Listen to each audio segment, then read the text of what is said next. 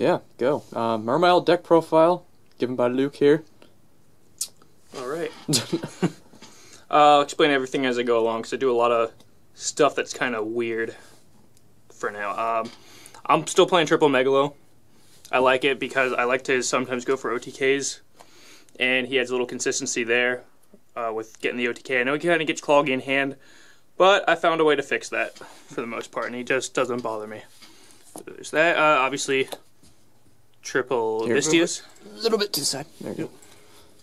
3 Hem, self-explanatory. Everybody knows what that's for. 3 Pike, same deal. Just people know what you do with them. Same with the Lins. She's good. Free Mermail from your deck. 3 Marksman. A lot of back row this format, so that's why you play 3 of him. Pops back row. I'm actually still playing 3 Heavy. Mostly because I do play that Triple Megalo. You need cards to discard to get them out. And just nothing wrong with popping your opponent's monsters. Got like Vanity's Emptiness. You can pay the cost, pop the emptiness, then get your plays. Then the 2 ofs. 2 Gund. Obviously, that's what, you know, Mermails from your grave. Undyne Gen X Controller.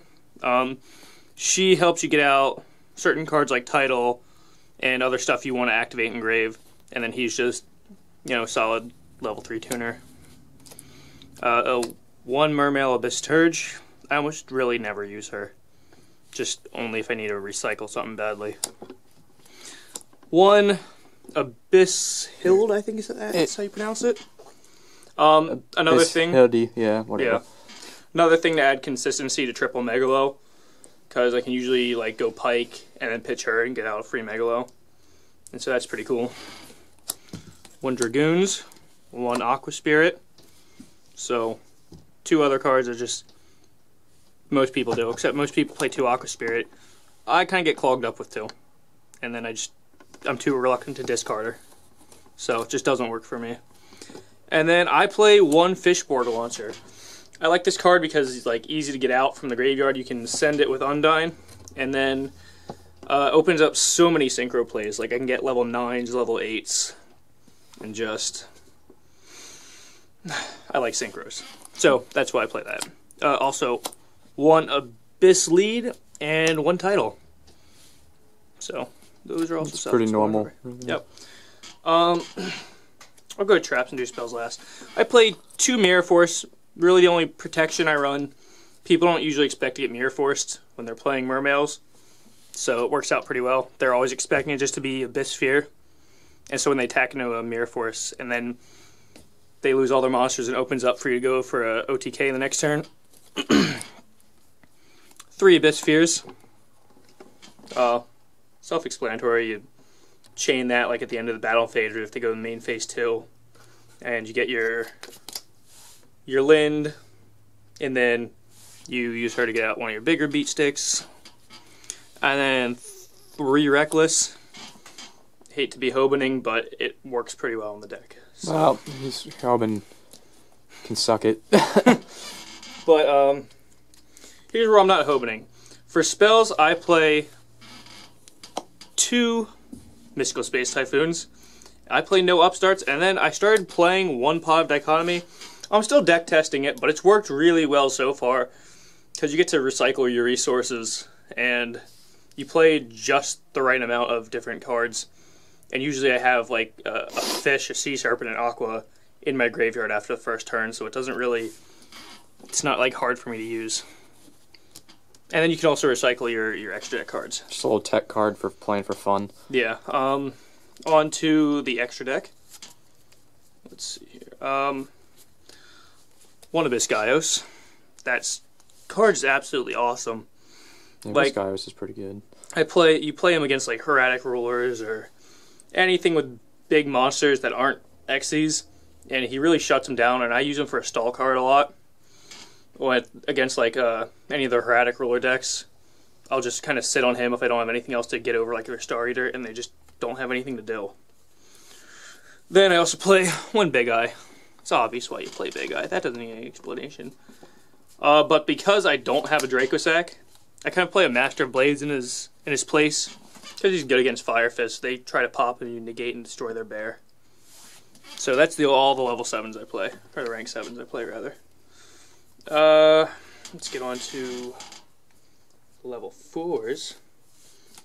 1 Bahamut Shark, because you kind of make the same play. You always just go for the Abyss Stripe with him, and then to get Mermails back out of your graveyard.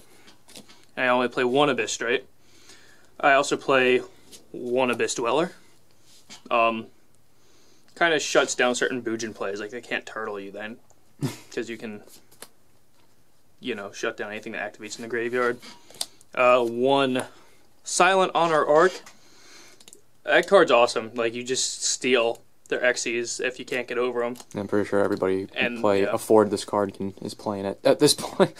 Yeah, he's just good. Don't use him as a replacement for Maestroke. He's not a replacement for Maestroke. Use him to steal their monsters.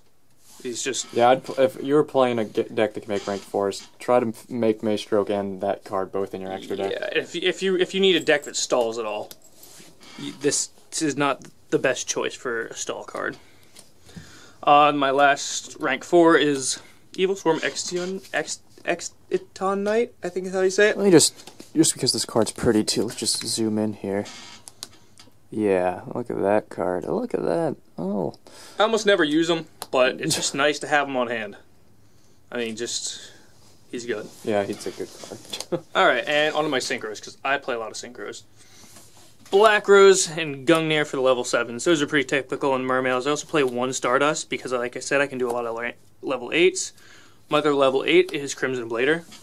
Just kind of you use him to help shut down other decks. I also play 1 Leo. That one's obvious. You can just keep skipping your main phase too, and then he can never be targeted. Yeah, that Leo is a really good card this format for anybody. Oh, and he's 3100 attack. It's awesome. You can make if you can sync up and you can make 10s. Make Leo. He's really good right now. And then finally, 2 of the weird things I play in my extra deck. I play 1 Mistworm because sometimes I get to go into him. Well, it's not that it's weird though. It's a good card. It's just that you don't see many people playing it. You don't see a lot of people do it. But when you do, I mean, he removes 3 cards off the field, and it's pretty awesome. And then the last thing that has worked so well for me, and I see nobody really do, is I play this dude, whose name I'm not even really trying to say. Underworld Fighter Balmung. Yeah, that Balmung part, I don't know. What I do with him is, and it always throws people off, and it always pretty much gives me a game, is I'll go for the Undyne play, I'll send Launcher to Grave, and then I'll get the Launcher back out, go for him, and he pretty much makes an instant rank 4. With a Synchro, so that's kind of nifty. That's like another reason why I'm playing the Fishborg Launcher. So anyways, I don't really have much of a side deck, to be honest, but then again, side deck's all preference. Yeah, it's player preference. Yep. But quickly, I would just like to make a point, just to talk about this card for a second. This card is really good, and I think it's underplayed. Just would like to state that, because there's a lot of decks that utilize it, and I don't think people play it, and you can get a lot of draws out of it. So, yeah. That's the deck. Thank you, Luke, for doing your deck profile.